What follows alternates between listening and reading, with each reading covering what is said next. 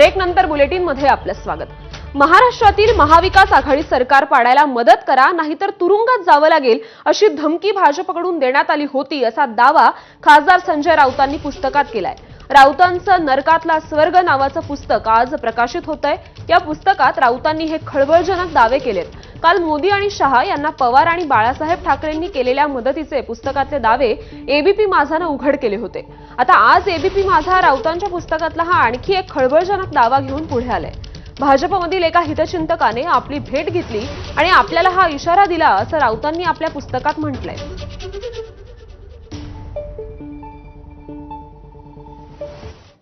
तर या कथित इशारा वजा धमकीबाबत राऊतांनी पुस्तकात नेमकं काय म्हटलंय पाहूया।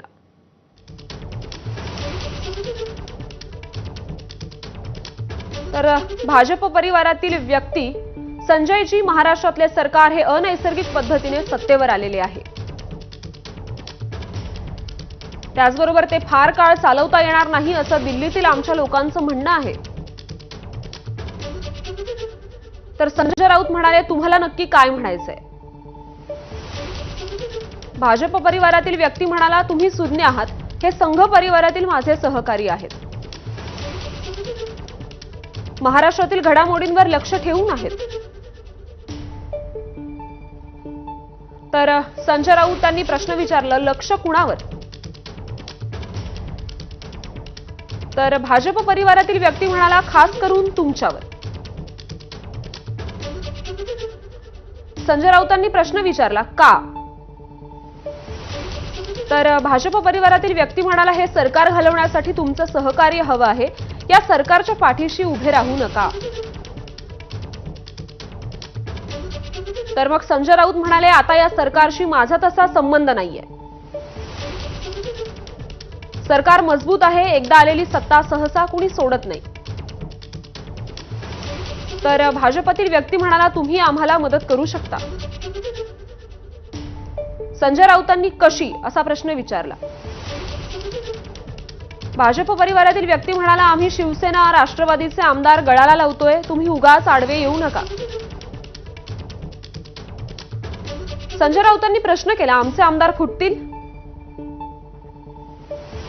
तर भाजपतील व्यक्ती म्हणाला, फुटतील, तुम्ही गप्प रहा, जमल्यास सामील व्हा, महाराष्ट्रात उलथापालथ होईल। तर संजय राऊत म्हणाले, आमच्या सरकारचं मोठं बहुमत आहे, पक्षांतर विरोधी कायद्यात आमदारांची फूट बसणार नाही। तर विधानसभा अध्यक्ष जागेवरच निर्णय घेतील। तर भाजप परिवारातील व्यक्ती म्हणाला, तुम्ही सगळे अंधारात आहात, मी तुम्हाला मित्र म्हणून सांगतोय, शांत रहा, नाहीतर ईडी सीबीआय तुम्हाला थंड करेल, त्याच्या हालचाली सुरू आहेत, तुम्ही एकटे पडाल। तर भाजप परिवारातील व्यक्ती म्हणाला, महाराष्ट्राचं सरकार पाडायला मदत करा, नाहीतर तुरुंगात जावं लागेल। तर संजय राऊत म्हणाले, ही तर धमकी आहे। भाजपतील व्यक्ती म्हणाला, मी तुमचा हितचिंतक आहे म्हणून सावध करायला आलोय, काळजी घ्या।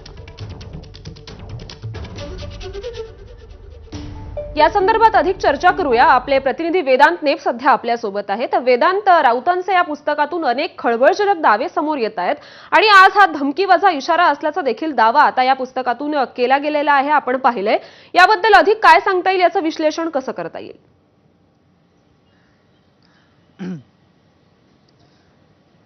श्रुती, नरकातला स्वर्ग या पुस्तकामध्ये जेव्हा आपण हे चॅप्टर बघतो, त्यामध्ये असं सांगण्यात आलंय की संजय राऊत यांना एक प्रकारे इशारा भाजपकडनं देण्यात आला होता। संजय राऊत असं म्हणतात की मी जेव्हा दिल्लीत होतो तेव्हा भाजप परिवारातील एक हितचिंतक मला दिल्लीमध्ये भेटायला आले आणि त्यांनी काही सूचना मला केल्या आणि त्यात असं ते सांगतायत की एक प्रकारे महाविकास आघाडीचं सरकार सत्तेत असताना ते कशा प्रकारे पाडता येईल याची रणनीती ही दिल्लीत ठरत होती आणि ती माहिती याच व्यक्तीने संजय राऊत यांना दिली।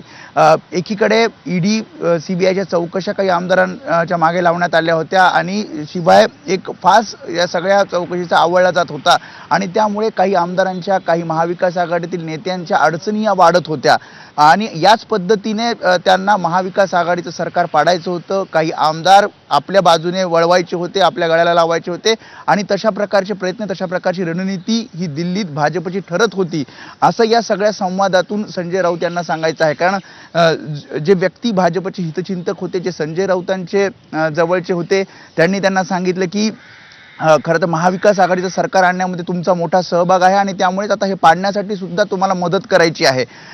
या सगळ्यामध्ये सगळे भाजपचे जे नेते आहेत किंवा संघ परिवारातील काही व्यक्ती आहेत ते या सगळ्यावर म्हणजे महाराष्ट्रामध्ये जे काही घडतंय त्यावर लक्ष ठेवून आहेत आणि शिवसेना आणि राष्ट्रवादी काँग्रेसचे आमदार हे आमच्या सोबत येतील असं सुद्धा त्यांनी त्यावेळी सांगितलं. त्यावर संजय राऊतांनी सुद्धा विचारलं की पक्षांतर विरोधी कायद्यामध्ये आमदारांची फूट बसणार नाही आणि विधानसभा अध्यक्ष योग्य तो निर्णय घेतील आणि त्यामुळे आमदार तुमच्या सोबत जाणार नाहीत. त्यावर सगळं ठरलं आहे असं त्या व्यक्तींनी त्यांना सांगितलेलं आहे आणि त्यामुळे तुम्ही आमच्या सोबत या, नाहीतर तुम्हाला तुरुंगात जावं लागेल. कारण ज्या प्रकारे चौकशा सुरू आहेत आणि या चौकशांच्या सामोरे जात असताना तुम्हाला सुद्धा अटक होऊ शकते आणि त्यामुळेच एक हितचिंतक म्हणून मी तुम्हाला इशारा देत आहे, तुम्ही आमच्यासोबत यावं आणि महाविकास आघाडीचं सरकार पाडावं असा दावा संजय राऊतांनी या संवादामध्ये केलेला आहे. त्यामुळे दिल्लीत ज्या प्रकारे काही गोष्टी सुरू होत्या असं संजय राऊत म्हणतायत आणि त्यानुसारच महाविकास आघाडीचं सरकार पाडण्यामध्ये पूर्णपणे एक रणनीती आखली गेली आणि त्यानुसार हे महाविकास आघाडीचं सरकार पाडलं गेलं असा दावा संजय राऊतांनी या संवादातून केलेला आहे. नक्कीच श्रुती. वेदांत, या संदर्भातले अपडेट्स वेळोवेळी जाणून घेतच राहू. तुर्तास धन्यवाद आपण दिलेल्या या माहितीसाठी.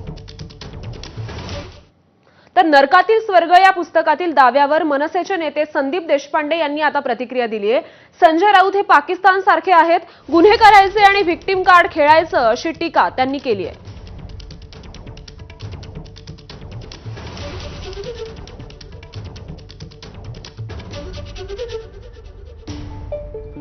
तर संदीप देशपांडेंनी एक्स पोस्टच्या माध्यमातून काय म्हटलंय आपण पाहूयात. संजय राऊत हे पाकिस्तान सारखे आहेत, गुन्हे करायचे आणि व्हिक्टिम कार्ड खेळायचं.